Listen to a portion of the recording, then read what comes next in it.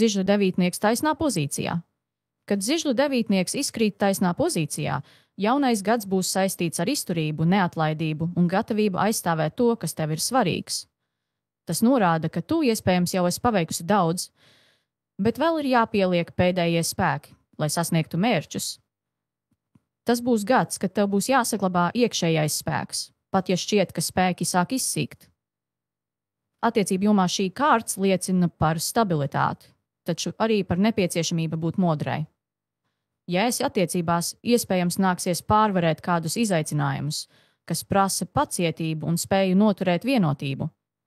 Tas var būt laiks, kad abi apzināties, cik daudz jūs esat ieguldījuši viens otrā un kopīgi strādāt, lai saglabātu šo saikni. Ja esi viena, zižļu devītnieks norāda, ka tu vari justies nogurusi no iepriekšējām pieredzēm, bet tas nav iemesls zaudēt cerību. Tavā dzīvē var ienākt kāds cilvēks, kas palīdzēs atjaunot tavu ticību mīlestībai. Darba un finanšu jomā šī kārts simbolizē smagu darbu un neatlaidību.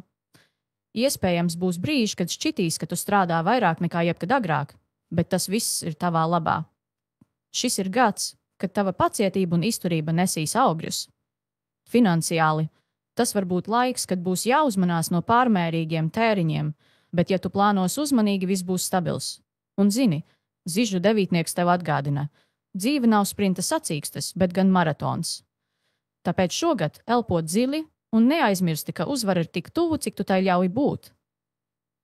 Zižļu devītnieks apgrieztā pozīcijā. Kad zižļu devītnieks izkrīt apgrieztā pozīcijā, jaunais gads var norādīt uz izsīkumu vai sajūtu, ka tev trūkst spēka turpināt. Tas var būt laiks, kad tev būs jāpārskata savas prioritātes un jānosaka, kur ieguldīt savu enerģiju, lai nenoslogotu sevi pārlieku. Attiecībās šī kārts var liecināt par to, ka tu jūties nogurusi no konfliktiem vai centieniem noturēt saikni. Ja esi attiecībās, šis ir brīdis, kad ir jārunā ar partneri par to, kā jūs abi varat labāk atbalstīt viens otru. Šīs sarunas var palīdzēt atrast līdzsvaru un kopā pārvarēt sarežģītās situācijas. Ja esi viena, apgrieztais zižļu devītnieks norāda, ka varbūt tu esi pārāk nogurusi no iepriekšējiem piedzīvojumiem, lai ļautos jaunām iespējām. Ir pienācis laiks atpūsties un atjaunot savu emocionālo enerģiju. Darba un finanšu jomā apgrieztais zižļu devītnieks norāda uz iespējamu pārslodzi vai situācijām, kurās tu jūties iestrēgusi. Iespējams būs nepieciešams atrast jaunu pieeju darbam vai lūgt palīdzību, lai izvairītos no izdegšanas.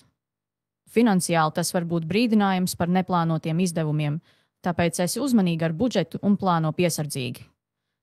Un atceries, apgrieztais zižļu devītnieks tev saka, ka spēka atjaunošana ir tikpat svarīga kā darbs pie mērķiem.